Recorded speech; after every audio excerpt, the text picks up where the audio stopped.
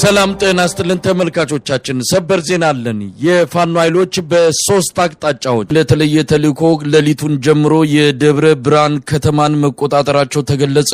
ይህ ዜና እስከ ተጠናቀረበት ጊዜ ድረስ ከተማዋ ከአገዛዙ ሰራዊት ቁጥጥር ውጭ ተደርጋ በፋኖ ኃይል እጅ መግባቷ ታውቋል። ለተለየ ተልዕኮ ጥቃት በመክፈት በአገዛዙ ሰራዊት ላይ ኪሳራ በማድረስ የደብረ ብርሃን ከተማን የተቆጣጠረው የፋኖ ኃይል ከብልጽግና አመራሮች የተወሰኑትን በቁጥጥሩ ስር ማድረጉን የደረሰን መረጃ ያመለክታል። ውጊያው እንደተጀመረ አብዛኛው አመራር ወደ አዲስ አበባ መሸሹ የተመለከተ ሲሆን የተያዙና እርምጃ የተወሰደባቸው መኖራቸውን ነው የፋኖ አመራር አባል ለአንከር ሚዲያ የገለጹት። ተልዕኮው እንደተፈጸመ ከተማዋን ለቆ የመውጣት ሁኔታ ሊኖር እንደሚችልም አመራር አባሉ ገልጸዋል። አዎ በእኛ እጅ ነው ያለችው። ጥሩ የሆነ እንቅስቃሴ ነው ያለ። ጠላት ዙሪያውን የአማራ ፋኖ አንድነት በሸዋን ጥቃት ለማድረስ ሙከራ እያደረገ ባለበት ሰዓት እኛ ሰብረን ደብረ ብርሃን ገብተናል። እኔም ያለሁት አሁን እዛው በቦርኖስና ሰማይ ህንጻ አካባቢ ነው። ቆንጆ የሆነ እንቅስቃሴ አለ። እንዴት ነበረ ከተማዋ ለመያዝ የቻላችሁት? ያው የመከላከል እንቅስቃሴ አድርጎ ነበረ። ነገር ግን በአካባቢ እንቅስቃሴ እያደረገ ያለው የመብረቁ ብርጌድ በደሳለኝ ሲያስብ ሸዋ የሚመራው መብረቁ ብርጌድ አካባቢ ከፍተኛ እንቅስቃሴ እያደረገ ነው። ለዛም የተለያዩ ቦታዎች ላይ በስፋት እያስገባ በማህበረሰቡ ላይ ከፍተኛ ጫና ለማሳደርና እንደገና የስርዓቱን መዋቅር ለመዘርጋት እንቅስቃሴ እያደረገ ያለበት ሁኔታ ነበር ያለ። ነገር ግን እንደማይሳካለት ትልቁ ማሳያ የዞን ዋና የከተማ የሆነችውን ደብረ ብርሃንን ከሌሊት ጀምረን ተቆጣጠረን እስካሁን ሰዓት ድረስ በእኛ ቁጥጥር ስር ነው ያለች። አስፈላጊ ከሆነ ሙሉ በሙሉ ተቆጣጥረን መክረም እንችላለን። ነገር ግን በአካባቢው ወይም በከተማው ማህበረሰብ ላይ የሚያመጣው አሉታዊ ተጽዕኖ ስላለ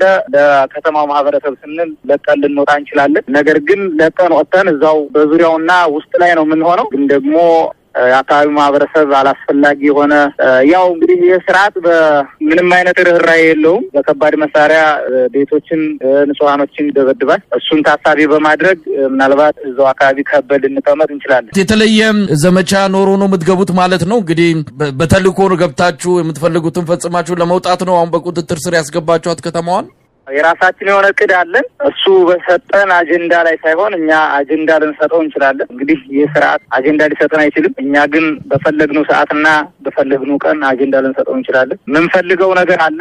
እዛ አካባቢ ላይ የስርዓቱ ከፍተኛ ቀንቃኞች አሉ። እነሱን እናስወግዳለን። ነገም ቢሆን በዛው ልክ ነው የሚቀጥል። የትም ቢሆን የዚህ ስርዓት አገልጋይ የትም ጉድጓድ ቢገባ አያመልጠንም። በዚህ ልክ ነው የምንንቀሳቀሰው። አሁን የመንግስት ኃይሎች በደብረ ብርሃን አካባቢ የሉም ማለት ነው? በዚህ ዙሪያ ያላችሁ መረጃ ምንድን ነው? ጥስምት ይግቡ አይታወቅም። በዚህ ሰዓት ምንም አይነት እንቅስቃሴ የለም። ከወትሮው በተለየ ሁኔታ ሁሉም ማህበረሰብ በቤቱ ክትት ብሎ ያለበት ሁኔታ ነው ያለ። የስርዓቱ አገልጋይም እጃችን የገባው ገብቷል። እጃችን ያልገባውን ነገ ጉሮሮውን እንይዘዋለን። የትም አያመልጠንም። ምናልባት ያው ወደ መደበቂያ ወደ ሆነችው ወደ አዲስ አበባ ሊደበቅ ይችላል። እዛም ቢገባ አያመልጠንም። በቅርብ ቀን ወደዛ ስለምናመራ እዛም ቢገባ አያመልጠንም። የዚህ ወሮ በላ ስርዓት አገልጋይ ማንኛውም አካል የትም ቢሄድ ከኛ ሊያመልጥ እንደማይችል መልዕክት ማስተላለፍ ፈልጋለሁ። ያው እንግዲህ ስንጀምር የተጠቆምንበት ቦታና በመረጃ ደረጃ ያሉበት ቦታ ተጠቆምንበት እንቅስቃሴ አድርገን ነበር። ያገኘናቸውም አሉ፣ በቁጥጥራችን ስር አሉ፣ ያስወገድነውም አለ። ከዛ በዘለለ ግን አድራሻቸውን ያጠፉም በርካቶች አሉ። በዚህ ልክ በቀጣይ እንንቀሳቀሳለን። አሁን ለአካባቢው ማህበረሰብ ደህንነት ስንል ምናልባት ለቀን ልንወጣ እንችላለን። ግን ደግሞ በፈለግነው ሰዓትና በፈለግነው ቀን መልሰን እንይዘዋለን። ማንም ቢሆን ማንም ኃይል ከተማ ውስጥ ገብተን ከመቀመጥ ሊያግደን የሚችል አንዳችም ኃይል እንደሌለ በዚሁ መልዕክት ማስተላለፍ ፈልጋለሁ። ተመልካቾቻችን አሁን ዘግይቶ በደረሰን ዜና ወሎ ያለው ነገር በየለቱ እየተቀያየረ ነው። ወደ ላሊበላ አካባቢ የአገዛዙ በኢትዮጵያ አየር መንገድ ሰራዊት ማራገፉ ተመልክቷል። ባህር ዳርም በተመሳሳይ በኢትዮጵያ አየር መንገድ አማካኝነት ወታደሮችን እያራገፈ እንደሆነ ተሰምቷል። ከባህር ዳር የመከላከያ ኮንስትራክሽን ድርጅት መኮድ ዋና ጣቢያ በርካታ ወታደራዊ ካሚዮኖች ወደ ወሎ ሲሄዱ የሚያሳየውም ቪዲዮ እንደዚሁ ለአንከር ሚዲያ ደርሰውታል። በጋሸና ትምህርት ቤቶችን ምሽግ በማድረግ ከፍተኛ ጉዳት እንዲደርስ ያደረገው የአገዛዙ ጦር በአሁኑ ሰዓት ተበታትኖ ወደ ተለያዩ አካባቢዎች እየሸሸ እንዳለም ነው በደረሰን መረጃ ላይ የተመለከተው። ደብረ ማርቆስም እንደዚሁ ፋኖች አዳራቸውን አንድ ኦፕሬሽን መፈጸማቸው ተመልክተዋል። ዝርዝሩን ከዘውትር ተሳታፊያችን እናገኛለን። መስመር ላይ ይገኛል። በጣም ነው ማመሰግነው። እንግዲህ ጋሸና ዳግም ለመያዝ በአገዛዙ በኩል የሚደረግ ዘርፈ ብዙ እንቅስቃሴ አለ። አገዛዙ በተለያዩ አካባቢዎች ያሉትን ኃይሉን በማሰባሰብ ጋሸናን ዳግም ለመያዝ ሙከራ ለማድረግ መዘጋጀቱም እየተነገረ ይገኛል። የጋሸና ከአገዛዙ እጅ መውጣቷ ያንን መንደር ከፍተኛ ድንጋጤ ውስጥ ነው የከተተው። እስቲ በአጠቃላይ ያለው ሁኔታ ምን ይመስላል? በዛሬው ዕለት በአጠቃላይ በወሎ ያለውን አጠቃላይ ሁኔታ እንዴት ያሉ መረጃዎች ነው ከእጅ የሚገኙት? እንግዲህ የወሎ አጠቃላይ የፋኖ ድል በላይ ሆነብንና አንዱን አጣጥመን ሳናበቃ ሌላ አስደናቂ ጀብዶ እየተፈጸመ እንደው በጣም በአስገራሚነት እየቀጠለ ነው የሚገኘው። በትናንትናው ዕለት እጅግ በጣም ቁልፍ የተባለችውን የጋሸና ከተማን በመቆጣጠር በከተማዋ ላይ ሰፍሮ የነበረውን ኃይል በመደምሰስ ከፍተኛ ጀብዶ በመፈጸም ከተማዋን መቆጣጠራቸው ይታወቃል። እቺ ታሪካዊ የወታደራዊ ጠቀሜታ ያላት ታሪካዊ ከተማ በትናንትናው ዕለት ከተያዘች በኋላ የፋኖ ኃይሎች በተለይ በዋናነት ትናንትና ሰሞኑን የተመሰረተው ዋሴል ክፍለ ጦርና የጎፍ ክፍለ ጦር የሚባሉት በጋራ ወይንም ከአሳምነው እዝ ጋር በመተባበር በጣም እጅግ በጣም ታሪካዊ የተባለችውን ወታደራዊ ጠቀሜታ ያላትን ወረኢሉ ከተማን መቆጣጠራቸውን ዛሬ አስታውቀዋል። እንግዲህ መሳይ እቺ ከተማ አጼ ምኒልክ በአድዋ ጦርነት ጊዜ የኢትዮጵያን ሕዝብ በሙሉ በፍቅር በአንድነት በአገር ወዳድነት ሙሉ በሙሉ ጥሪ አድርገው ትልቅ ጀብዱ የፈጸሙባት እና የኢትዮጵያን ሕዝብ በአንድ እንዳንድ አፍተናጋሪ እንዳንድ ልብ አሳቢ ሆኖ የኢትዮጵያ ጀግኖች ተሰባስበው አድዋ ድረስ ሄደው ድል ያደረጉባትና ከፍተኛ የሆነ ወታደራዊ ጠቀሜታ ያላት ከተማ ነች። እንግዲህ በዚህ ከተማ ላይ የፋኖ ኃይሎች በሰነዘሩት ጥቃት የመከላከያ ኃይሉ ፍርስርሱ በመውጣት ከተማዋን ለቆ ተበታትኖ ወጥቷል። በተደረገው ውጊያ መሳይ በጣም የሚገርመው ከፍተኛ የሰራዊት አባላት ተደምስሰዋል። በርካታ ቁጥር ያለው የመከላከያ ሰራዊት እጁን ሰጥቷል። እንዲሁም ተተኳሾችን ከባባድና የቡድን መሳሪያዎችን የነፍስ ወከፍ መሳሪያዎችን በርካታ መሳሪያዎችን ማርከው በእጃቸው እንዳስገቡ ነው መረጃዎች የሚያመላክቱት። እንግዲህ እቺ ከተማ በታሪካዊነቷ ከምትጠቀሰው በተጨማሪ የወረኢሉ ከተማ በመያዟ በሰሜን ወሎ እና በደቡብ ወሎ በሁለቱም ዞኖች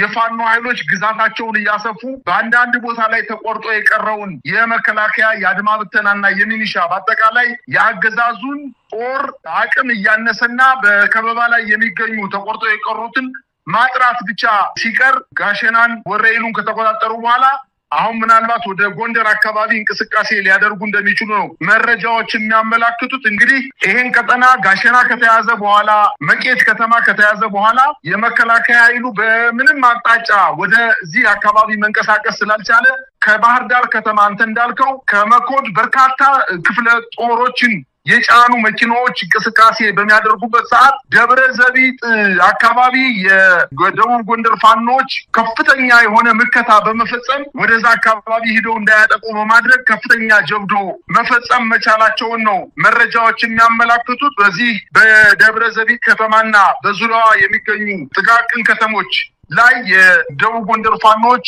ከፍተኛ የሆነ ማጥቃት በመፈጸም የመጣውን ኃይል መደምሰስ መቻላቸውንና ሊሄድ ወደ ጋሸና ወደ መቄት አካባቢ ሊንቀሳቀስ የነበረውን ኃይል መክተው ማስቀረት መቻላቸውን መረጃዎች አሁን ማምሻውን የደረሱን መረጃ ያመላክታል። ይህ በእንዲህ እንዳለ ደቡብ አማራ ቀጠና አሳምነው እዝ አጼ ዘርዓ ያዕቆብ አንደኛ ኮር አጼ ይኩኖ አምላክ ክፍለ ጦር ታላቅ ጀብዶ በመፈጸም ዛሬ የአገዛዙ ጦር ከአጣዬ ተነስቶ ወደ ካራቆሬ ሲጓዝ በነበረ ኃይል ላይ በወሰዱት ማጥቃት በጣም ከባድ የሆነ ጉዳት ማድረሳቸውን አስታውቀዋል። አንድ ሙሉ ሲኖትራክ መኪና የጫነ መከላከያ የጫነ መኪና በከባድ በመካከለኛ ቡድን መሳሪያ ተመቶ መኪናውን ከመቃጠሉ በተጨማሪ በመኪናው ላይ ተጭኖ የነበሩ የመከላከያ ኃይሎች ሙሉ በሙሉ መደምሰሳቸውን አያይዘው ገልጸዋል። ገልጸዋል። በዚሁ አካባቢ በአሳምነው እዝ ስር የምትገኘው የ7 ለ7 ክፍለ ጦር ወደ ኤፍራታና ግድም ወረዳ አጣዬ ከተማ ገብቶ በተለይ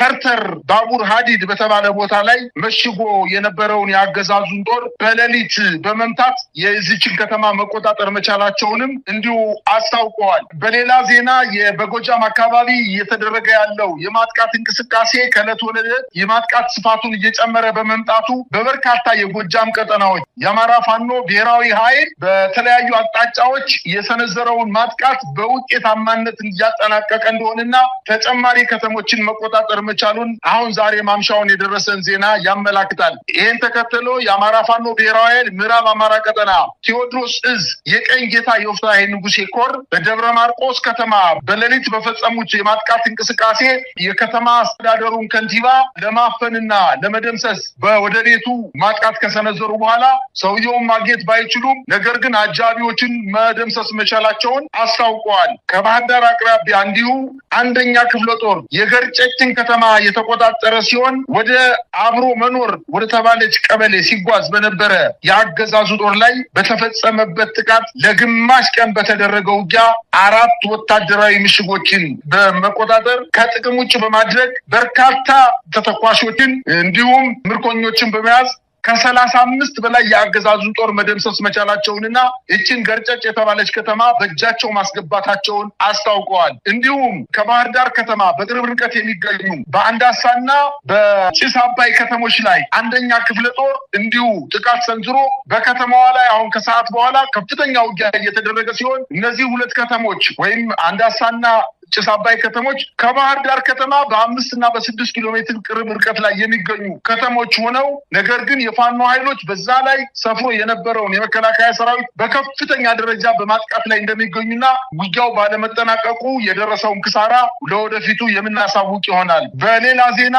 በምዕራብ ጎጃም ዋና ከተማ ፍኖተ ሰላም ዛሬ ከሰዓት በኋላ በከተማዋ ላይ ጥቃት በመፈጸም በከተማዋ ዙሪያ ላይ ገራይ፣ አባሰም፣ ባከል፣ ሸምበቁማ በሚባሉ አካባቢዎች ላይ ከፍተኛ የሆነ ማጥቃት እየተፈጸመ ሲሆን ይሄ የሆነው የጅጋን ከተማ ወይንም ከፍኖተ ሰላም ከተማ 12 ኪሎ ሜትር ርቀት ላይ በምትገኘው የጅጋን ከተማ ከተቆጣጠረ በኋላ ወደ ዞኑ ዋና ከተማ ማጥቃት መጀመራቸውን አሁን ማምሻውን የደረሰን ዜና ያመለክታል። ዛሬ ተያያዘ ዜና የደንበጫ ከተማ በፋኖ እጅ ከወደቀች በኋላ ዛሬ እንዲሁ ደንበጫ ከተማ በፋኖ እጅ መግባቷንና የኢንጂነር ክብር ተመስገን ክፍለ ጦር በርካታ ወታደሮችንና ሚኒሻዎችን አድማ ብተናዎችን በመደምሰስ ከፍተኛ ድል መጎናጸፉን ይሄ ጥቃት ተስፋፍቶ የማቻከል ወረዳ ዋና ከተማ የሆነችው አማኑኤል ከተማም የፋኖ ኃይሎች በከተማዋ ላይ ገብተው ጥቃት መፈጸማቸውን